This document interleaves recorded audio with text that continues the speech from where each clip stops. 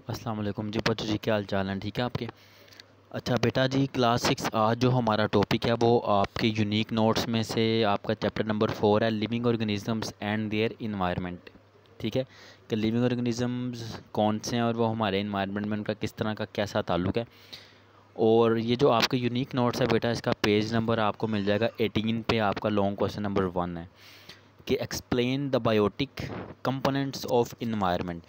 बेटा जो हमारा इन्वायरमेंट होता है ना, इसमें दो तरह के कंपोनेंट्स होते हैं, एक होता है बायोटिक और एक होते हैं हमारे पास ए बायोटिक।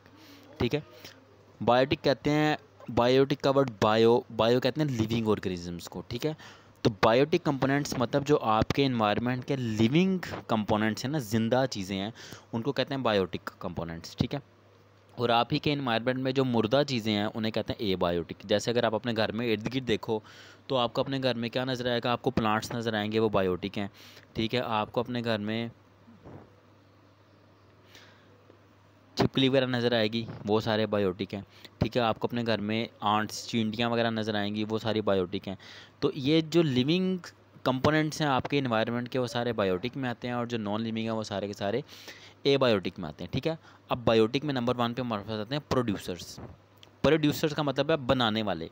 ठीक है, तो देखो आपके इन्वायरमेंट में ऐसे कौन से लिविंग ऑर्गेनिज्म है जो अपनी चीज़ें खुद ब खुद बना रहे होते हैं? तो बेटा वो आपके प्लांट्स हैं। तो जो हमारे प्लांट्स होते हैं ना, इन्हें हम कहते हैं ये यूनिवर्सल प्रोड्यूसर्स हैं, कि ये अपनी खुराक खुद बनाते हैं। इन्हें कोई जॉब नहीं करनी पड़ती, किसी के घर जाना नहीं पड़ता, कोई चूल्हा नहीं जलाना पड़ता, कोई बिजली और गैस का बिल नहीं देना पड़ता। ये जहाँ पे उगते हैं वहीं से खुद ब खुद अपनी खुराक बना लेते हैं और इस्तेमाल कर लेते हैं। इसीलिए इन्हें हम कहते हैं ये यूनिवर्सल प्रोड्यूसर ना। पूरी दुनिया में ये जो सबसे मेन प्रोड्यूसर्स हैं, जो खुद ब खुद अपनी खुराक बनाते हैं, इन्हें किसी पे डिपेंडेंट होना नहीं पड़ता, वो प्लांट्स हैं। ठीक है, इसके अलावा हम इन्हें ऑटोट्रॉफ भी कहते हैं। ऑटो कहते हैं खुद ब खुद, ट्रॉफ कहते हैं फूड को। तो ऑटोट्रॉफ मतलब जो अपनी फूड खुद ब खुद बना लेते हैं। ऐसे लिविंग ऑर्गेनिजम्स को हम क्या कहते हैं बेटा? कि ये हमारे क्या प्रोड्यूसर्स हैं, या ये ऑटोट्रॉफ्स हैं, या ये यूनिवर्सल प्रोड्यूसर्स हैं, क्योंकि ये फोटोसिंथेसिस के ज़रिए अपनी फूड खुद बना लेते हैं। ठीक है, पॉइंट नंबर 2 हमारे पास आता है कंज्यूमर। कंज्यूमर कहते हैं कंज्यूम करने वाले को, जो बनी बनाई चीज़ को इस्तेमाल कर रहा होता है। ठीक है, जैसे आप मोबाइल फ़ोन यूज़ कर रहे हो तो आप कंज्यूमर हो।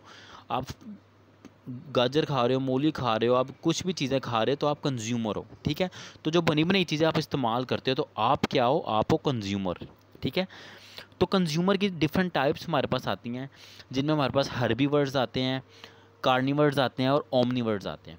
ठीक है, तो पहली बात तो कंज्यूमर्स होते क्या हैं कि ऐसे लिविंग ऑर्गेनिज्म जो अपनी फूड खुद नहीं बना सकते, बल्कि ये क्या करते हैं कि पहले से बड़ी बनाई फूड को इस्तेमाल करते हैं, या प्लांट से फूड लेके इसको इस्तेमाल करते हैं। तो उन्हें हम कहते हैं कि हमारे पास क्या है? Consumer. All the other organism which depend directly और indirectly on the food prepared by the plants. ठीक है, यहाँ तो डायरेक्टली के आप कई फ्रूट्स ऐसे हैं जो डायरेक्टली आप खा सकते हो। इनडायरेक्टली का मतलब ये है कि उस प्लांट को पहले कोई और जानदार खाए कि वो खाएगा, फिर आप उस जानदार को खाओगे, तो आप इनडायरेक्टली डिपेंडेंट कर रहे हो। ठीक है, हर्बीवर्स क्या होते हैं बेटा?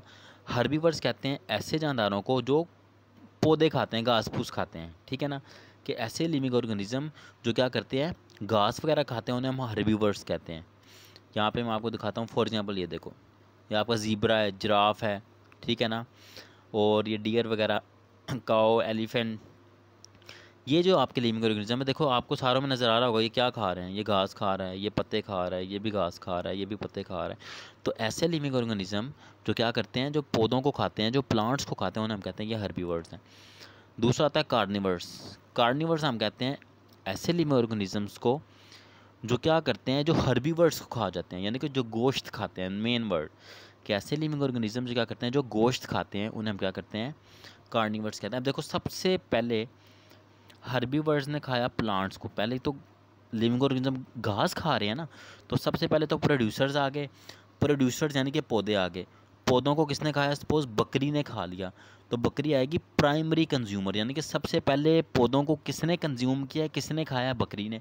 तो वो हो जाएंगे प्राइमरी कंज्यूमर्स, यानी कि हर्बीवर्स हो जाएंगे हमारे पास प्राइमरी कंज्यूमर्स। फिर उस बकरी को खाया शेर ने।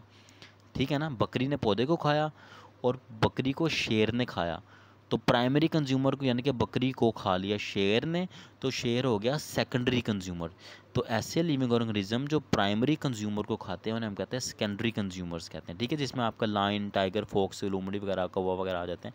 तो ये देखो, ये आपका शेर है, ये आपका वुल्फ है, ईगल है, ठीक है, ये सारा कुछ आपका जो आपके ये जो लिविंग ऑर्गेनिज्म नज़र आ रहे हैं ना आपको, क्रोकोडाइल वगैरह, ये हैं आपके कार्निवर्स जो ज़्यादातर क्या खाते हैं, गोश्त खाते हैं, ठीक है। और थर्ड पे आ जाते हैं हमारे पास ओमनिवर्स।